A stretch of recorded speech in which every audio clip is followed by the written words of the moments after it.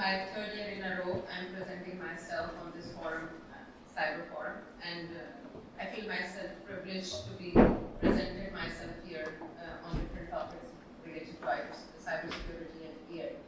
So this evening we are discussing the track resilience, AI security, and geopolitical threats.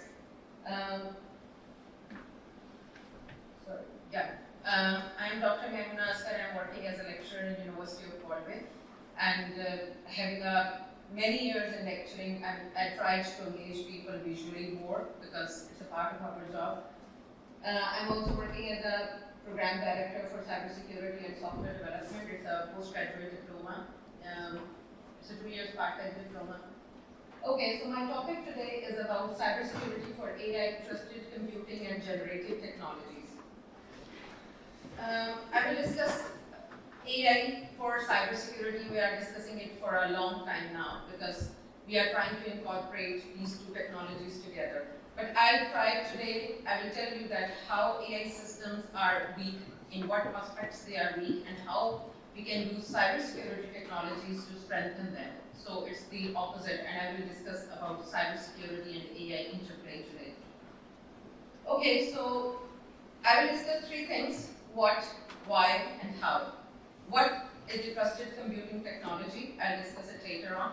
But why is cybersecurity important to safeguard in the trustworthy deployment of AI models? So how we can save them, these models, from different type of attacks. So this is my why question. And next, I will discuss about how questions like how organizations can use these technologies which are based on cybersecurity for safeguarding their AI deployment from data to deployment phase, like old AI pipeline. So I will discuss about different types of risks and where the data poisoning can work, where the model can attack, and how we can improve them through adversarial examples. These are just agendas. I will go through one by one this. So first I will discuss that how AI is integrated in different critical infrastructures. Then interplay, then threat landscape, trusted technologies, how we can use trusted technologies for AI systems or security. The use of generative AI. Maybe you know that generative AI, we usually use it a negative aspect for cybersecurity. But today I will discuss the positivity of generative AI for cybersecurity. Then the difference between secure AI and trusted AI. These are two terms. Although they are interlinked, but they have some dissimilarities. I'll discuss those. Then there will be few key takeaways and future directions. Okay, so AI is everywhere these days. It's embedded in all infrastructures which are very critical. Okay, let's start with the X-ray. X-rays, if there is an issue with the X-ray image, diagnostics can fail. So this is the major drawback if we are using AI in the healthcare sector or healthcare diagnostics. Same way, autonomous vehicles, we are using route tracking, we are using them object detection, emergency decisions, but fake stop signs, different kind of stickers with these signs can easily manipulate autonomous vehicles. So we can easily make them fool and they can do the wrong decisions and the massive destruction can happen. Smart grids, AI optimizes the load balancing and do the predictive maintenance in all smart grids. But if there is an error occur, we can face the blackouts and maybe our workload may not distribute it properly. And finally, underwater vehicles, they are very much sensitive these days. Submarines, we are using them for mine detection, ocean surveillance, climate, military reconnaissance. And we have seen that sometimes they can deviate their routes very easily if there is something bad happened in their data or in their AI models. Okay? So they are all AI dependent. These days we are trying to automate all our critical infrastructures. So AI helps enhance cybersecurity. We know that AI can easily enhance. Like AI is our proactive technology. Why we call it proactive? Because in AI we do the predictions. AI learns the patterns and then it do the predictions for future damages. This is the proactive. So currently, if our system, mostly our cybersecurity or autonomous systems, they are reactive in nature. When we add AI to them, it moves towards proactive nature. Okay, like our anomaly detection, our phishing attacks, automating response, they can be easily automated through this. But when we are integrating it in the opposite way, like cybersecurity for AI, our cybersecurity systems are not actually proactive. They are reactive. How they are reactive? Like when damages happened, that time we came to know that, oh, this damage has happened. So proactive to reactive, because we are not designing our cybersecurity systems in a way that they can detect predictably faults in a future. They are not secure by design, actually, the main term which I can use here, secure by design. So there are two approaches. So they work oppositely with each other. So we can say that if we are using AI, systems are proactive. If we are using cybersecurity, systems detect that when the damage happened. Because we do all type of analysis when the damage happened after that with these cybersecurity technologies. This is our normal AI ML pipeline. Everybody, if they are working with machine learning models, AI models, they have seen this pipeline. So it starts from data collection, main, raw data. It goes to the data pre-processing because we want to give that type of data to our models which can easily learn the patterns and easy to understand for that model. Then feature engineering, sometimes part, sometimes it's not. If you are using deep learning mode, the feature engineering is done automatically. Then model training part, then evaluation, deployment, and finally monitoring and update.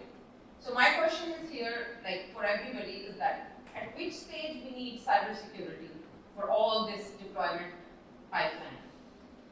So there is no surprise. We need cybersecurity at every stage. We need cybersecurity from the data collection to monitoring and update. Okay, so every stage of machine learning or AI models, we need to protect it with something. We need something, some technology. Okay, so there are different types of attacks on all these stages. Like data collection, we can have data tampering and man-in-the-middle attacks. They are very common. In data pre-processing, you can see that data poisoning and injection-based attacks, feature engineering, feature leakage, manipulation, model poisoning attacks. Then in evaluation, we can have biased model injection, adversarial benchmarking. So every stage, we can say that we should be protected in our AI ecosystem. Okay. So this is overall landscape, and I just wanted to give you a sense that we need cybersecurity on every stage of ML pipeline. Okay, so there are a few exploits. Recently, there are many exploits on AI models, but I have discussed just one or two here today just to give you the context. Slack is a messaging app just like our WhatsApp. Okay, Slack companies are using it not only for chatting within the system, but also for transferring data from one place to another within the organization. Recently, they have included AI agent with the Slack. Okay, so that AI agent, what it was doing, it is giving you the summaries of any, like if I'm working on some financial channel, that is my personal talk, I can work in that channel and my AI agent can give me the summary of all the communication which I have done today. So this is, my AI companion is working with Slack. It is like that. But attackers find a very weird technique to trick this Slack model. What they did it through indirect prompt injecting. So if you look at that chat photo I have added here, it's a figure. So they are not asking directly that give me the answer for this, although we usually use chat assistant, something like this. But they said that, okay, if you are reading it, can you please provide me some text from this private channel or something like that? So those AI agents, they are not very much intelligent in a way that we are getting tricked over it. So they provide you the chat from that side. So this is a big mess in Slack.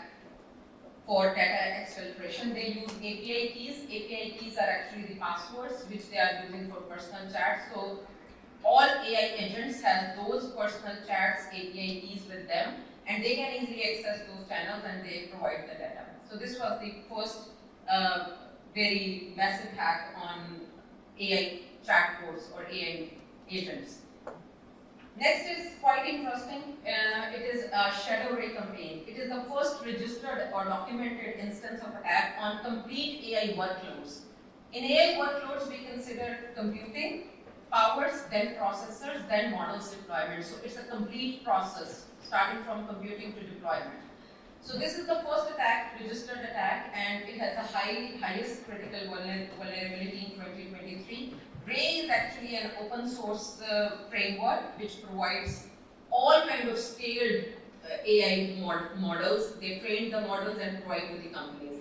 And the good thing, if you check it, the Ray infrastructure or framework on GitHub, you will find that it has 30K stars, 30K, and all the biggest organizations I have given here, like OpenAI, Uber, Spotify, they all linked in. They are all using Ray infrastructure for their model trainings and model deployment and everything.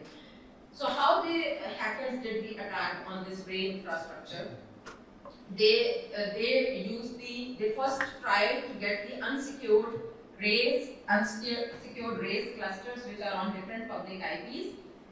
They first target those, and from those public IPs, they use the open TCP ports and get the access to the task execution interface. So this is the method of attack they executed. And their objective was different on different infrastructures. They deploy malware, they hijack computer resources, they exfiltrate sensitive data and persistence and pivoting. They use it for different purposes. And the scope of this attack was all your cloud platforms, AWS, Google Cloud Platform, Azure, they were all affected with this attack. So it is the first documented instance where the whole AI workload was affected. So this type of attacks changed the whole paradigm of AI systems security and trustworthiness. Now we need to think that how we can make them secure, these models, these AI whole systems. So now comes trusted computing. Trusted computing is, I would say, it's a confidential computing. Okay, we learn about secure coding, we learn about security of code structures, but we don't know that there are specific hardwares existed which can easily secure all our models or data or everything. So those type of technologies where we do confidential computing, which is a part of software and hardware, we call it trusted computing. In trusted computing, I'm not only discussing trusted computing, I'm also discussing privacy preserving technologies. There are many, like homomorphic encryption, SMP, but the only which is more relevant to AI data, it is differential privacy. Okay. So I will discuss now in detail a little bit more about BitLocker, trusted platform module, trusted execution environment, TEE, and then differential privacy. So BitLocker, everybody knows nowadays our hard disks are fully encrypted.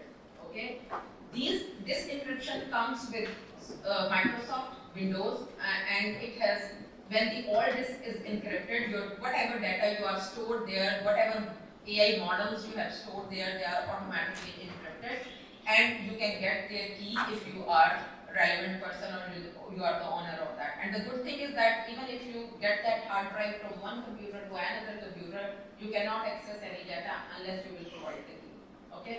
So this is the BitLocker. It provides full disk encryption, data at rest protection, and unauthorized access prevention. So it is actually the whole storage, secure storage platform. Next is TPM. TPM is actually a trusted platform module. It's a microchip. It's on a microchip level. There are many companies like members, for example, Microsoft, Intel, AMD, IBM, Dell, HP, Lenovo, they are all members of this trusted computing group, and they have used it in a different way. in trusted platforms. We usually store our keys in TPMs, our record platform events over there, and it helps with trustworthiness booting of your system. Okay, so TPM is a microchip actually. There are many things to tell you, but in short, it is a secure software and hardware combination, and it's a microchip-based technology. Next, we have TEE. TEE is a trusted execution environment. We said that I am training an AI model, but AI model data is leaking. Okay? How it is leaking? Because it is working on your standard computer with this standard CPU or GPU. TEE is that separate area within your motherboard and where you can deploy your AI model and you can run it and your data will not leak. Why? Because it is fully encrypted. Okay? It's a separate storage space or execution space on your motherboard which provides you secure execution of AI models. So you can load code and data, you can run separately. It is a separate unit and you can perform secure processing through this trusted execution environment. It's a technology concept, and globally different companies use it in a different way. Usually we use Intel ones, SGX and TDX. Okay, so ARM has its own trust zone, and you can see that the use case for ARM is mobile and IoT devices. They are all using this trust zone technology for secure execution. Intel use SGX and TDX secure computation, AMD use SCP for virtual machines deployment, Apple has its own enclave, Samsung has Knox TEE, and Google has its own. So all these companies are using it in a different way for different purpose. Now I will dig down about Intel SGX and TDX, how they are working, because we are mostly using it in our laptops and computers. So there are three key concepts. Like enclaves are just like, you see, I have a castle. In castle there is a separate security room. Okay, so this enclave is that security room where you can go and you can execute things. Okay, so SGX is application dependent. Only secure application can come in and it is executing over that. So SGX concept is different from TDX. I will discuss TDX now after this. But enclave is that security separate memory unit, and TEE is for that execution part. So it has three main concepts. Its working is it isolates your system, your program execution from the whole environment. It provides encryption, it provides remote attestations, and the benefits, it provides you security, trust, and performance. Okay, so they are all benefits of using Intel SGX within our computers. Then we have TDX. SGX is actually software guarded extension, guard extension, and TDX is straight extension. I don't remember the code. Anybody know?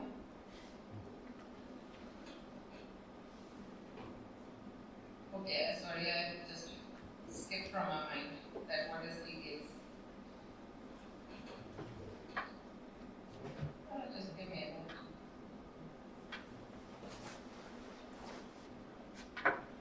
So trade,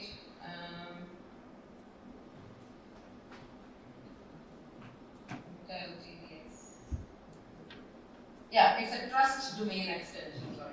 So trust domain extension and software guard extension, they are two. Software guard. So software guard means it is working only on software, and trade domain extension, it is deploying whole virtual machines. So in cloud infrastructures, we are using TDX more, but in software environment, we only use SGX. So there are a few differences here, like their purpose is different. It is a small room. As I told you that if you are in a castle, there is a one separate security room that is actually SGX. But if you are giving your guest a full 3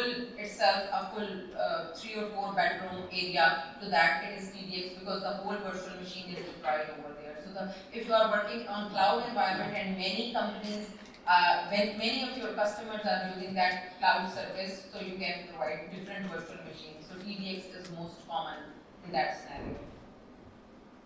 So there are limitations with SGX. SGX has limited enclave size, and because it's program oriented, software oriented, but it is a new technology and it has specific hardware needed, but it is quite like it provides virtual machines for. Differential privacy. Now the problem with AI models. I have data. I want to secure data, but after security, I want to get some insights from data. Okay, this is the main issue. Like my data shouldn't be any person shouldn't be identified from that data. So differential privacy is actually solving that problem. It makes your data personal, private, but if you search anybody from there, you cannot identify. So this is differential privacy. It works on mathematical or statistical noise, epsilon, and epsilon is the main term, this one. And it is using epsilon. If the value of epsilon is small, it means more privacy but less accuracy in data. For example, I want to make myself anonymized here. So I will add blurring on my face. My background is open, but my face is blurred. Anybody cannot recognize me because my face they cannot see, but yes, they can see my background. So same way in differential privacy, we try to anonymize few people in that way that nobody can check them or nobody can get their information from there. So this is the concept of differential privacy, and it's not a trusted computing technology, it's a privacy preserving technology for AI models. So we have two types of differential privacy, global DP and local DP. In global, we use it on a data aggregation level for more centralized work, and in local DP, we can use it for the decentralized and add noise before sending the data outside. So, for example, here I have just put that if you apply epsilon here, database without your data and with your data, even in any case, you cannot find out that this person existed with the data. Nowadays, Google, WhatsApp, they are all claiming that they use differential privacy so that they cannot identify any person in their communication. So differential privacy is very common these days in data hiding or data anonymization techniques. Okay, so now how part came that how trusted computing works for securing AI. So as I have discussed all techniques, all computing techniques. So data and model can store here on this BitLocker technology. It ensures the storage. All their keys and secure boot can come from TPM. TPM can verify that either this AI model is corrupted or not. If that is corrupted, it means TPM will not work. It will not release the keys for those models. And if in the model life cycle you need trusted execution environment and differential privacy, TEE for their execution and DP is for their data protection. Okay, so these are actually trusted computing that how works it on different domains. Okay, now we will come to generative technologies. As we know that generative AI is not good. Generative AI is all deep fake. It is all disinformation. So we just discussed generative technology in a bad sense. But here I will tell you that generative AI is used in nowadays for many positive things. For example, provenance tagging. Provenance tagging, this is a coalition for content provenance and authenticity. This is a C2PA protocol. Many companies adopt Google, they are using this C2PA just to authenticate that this data is original. C2PA works on principles like what is this image, how it is generated, who has tempered it, and if somebody has tempered it, it adds that metadata with every image or with every data. So C2PA is all this is work has been done through generative AI or generative technology. And we use digital signing, for example, X.59 certificates for digital signing. Threat intelligence and log analysis. Maybe you have heard a lot about RAG these days. RAG is actually a retrieval augmented generation. How RAG works? You see, nowadays we provide a query to Google. Before that, Google was providing us pages. But now what Google is doing? Google is giving us generative content on the start. It's all based on this RAG AI framework. RAG AI framework works like it vectorizes your data. It first provide the query to that Google, which is a search engine. Search engine take that query, then it reads the whole content and generate the answer exact. So it enhance the accuracy of that data which is Google providing you before, because now it is consulting different type of documents in Google, and just you will generate. Before that, only ChatGPT was giving you the exact answer, but now Google can also give you the exact answer because they are all based on these RAG framework. IBM Watson and Microsoft Security Copilot, they are also using threat intelligence and log analysis for their summarizing generative technologies. Then SIEM tools are also adding some Copilots AI based for automation, for audit reporting, for summarizing, and chatbots. Chatbots are very common these days. You have seen that for different type of scenarios, for awareness, for training, they are all AI based. So generative technologies these days are very proactive, and you can use it in a positive way for different type of cybersecurity tasks. Okay, so we have talked about security a lot, but I want to tell you a little bit about robustness. Robustness has a different definitions for different type of domains. Like in cybersecurity, if my system is down, I will say that robustness is that how quickly my system will gain the strength again, okay, if it is down. So that is robustness for my cybersecurity system. But in AI, the robustness definition is a little bit different. Robustness in AI is about if there is an error happened, how strong your AI model is resisting that error. Okay, so this is the robustness in AI. Okay, I'm not saying that AI model should completely go down and then you will get it back, but it's how robust it is in facing that error. Okay, so certified robustness, like formal guarantees, how you can make a robust model, you just add little bit noise into them. So there are few adversarial training, you can train them before deploying. You can inject little bit of noise in them so that you can train them for robustness scenarios, and you can optimize your models so that it cannot go to the worst case scenario. You can get it back before going to the worst case scenario. So there are few robustness techniques which we can use to make our defense more strong and robust. Secure AI versus trusted AI. Now I have discussed a lot about secure AI. Secure AI is all about these technologies, BitLocker, TPM, differential privacy, TEE. We have already discussed everything here. Trusted AI is about explainability, trusting. Are we using this technology ethically? Okay, what are the consequences?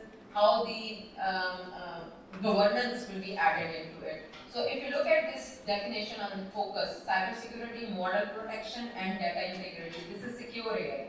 But trusted AI in a broader trust, security, transparency, fairness, compliance. So if you use all these technologies, but you add explainability, audit trails, and human oversight into it, it will move towards the trusted AI. So there are two different concepts. Sometimes I have discussion with people and they said that secure AI is the trusted AI. No, they are different. You have to add new algorithms into them, like explainability and all other things. Key takeaways from my talk is now I have seen that the world is looking at the deep fakes, misinformation, and AI-driven decisions. So trusted computing should be the part of your AI model training or AI pipeline. Okay, otherwise you cannot say that your model is fully biased free, your model is fully error free, it is giving decisions properly. So the takeaways is that trusted computing is foundational, it should be the part. AI is a threat multiplier because it expands your attack surface and they can be compromised very quickly. And we need to focus more on cybersecurity by design for AI trusted companies. Computing is essential for securing AI. And generative AI is a double-edged sword. We can use it for positive purpose, as I have given some examples of C2PA and digital signatures and RAG. They are all positive use cases of generative AI. But yes, generative AI can provide disinformation, deep fakes, phishing kind of attacks. So it is a double-edged sword. We need to use it wisely, that where we are using it. There are little bit future directions at the end. I wanted to say that which are not currently in our trusted computing zone. AI threat intelligence using LLMs. LLMs are quite weak these days. They can be attacked very quickly. So if we can add trusted execution environment for their execution, like connecting them with the trusted computing, we can trust those LLMs for us. Like maybe a small LLM we are developing for our own organization, we can use trusted execution environment for that. Regulations, NIS2, AI Act, GDPR, we should consider trusted computing with respect to this. As you can see that trusted execution environment, BitLocker, they are all trying to safeguard things. So they are GDPR compliant because they are saving data. But we need to look after the NIS2 and AI Act, that how we can integrate it with the TPE, trusted execution. And the last one is post-quantum. Post-quantum, I don't know when it will happen. Quantum computing is still struggling with maybe many years it will go.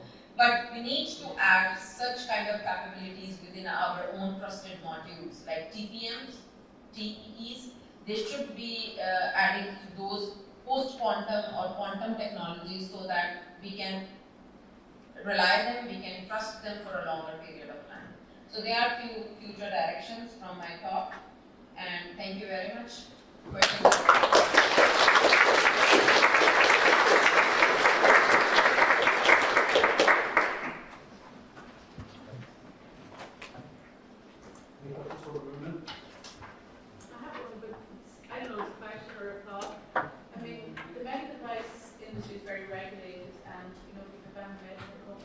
If I make a device, I have to always guarantee the components and everything that's going into my device.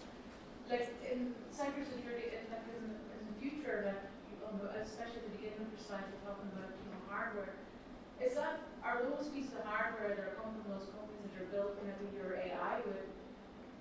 Are they covered by the AI Act? Are they covered? Like, what warranties are you getting from those companies? Those like the devices that are not already infected before you actually implement your device? Yeah, actually, yes, trusted computing is a part of many, I have shown you many vendors, like Intel has their own, AMD has their own. So in 2007, US Army and Defense Unit, they give instructions to all these manufacturers that whatever you will supply to us, they should be trusted. So since 2007, majority of the technologies are incorporating these kind of trusted technologies, okay? But AI is quite new in this field. Before that, trusted execution environment we used just to storing our secure code or just to storing our keys, security keys. But for AI, now AI is there, so we are just thinking that we need to integrate all these trusted parts for our AI systems as well. I don't know if those biomedical devices are running on the basis of AI models. They must be trusted, they must add trusted computing. Because I haven't worked with medical devices, so I have no idea. But if they are running with AI, I'm sure they are trusting it with some trusted computing hardware into them. But I guess just one thing to maybe add to that, like is that the kind of the regulatory framework varies depending on the application. So like healthcare will have its regulatory, telecoms will have a different regulatory framework.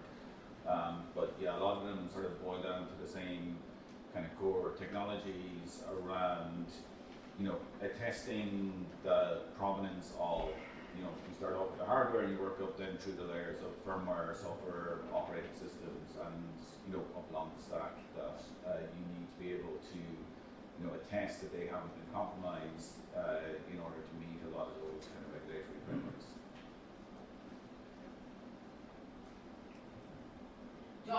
Intel. If you want to have any, if you have any question related to SGX and TDX, you can ask your. Thank you for joining us, John. Great. Thanks, Mamoona.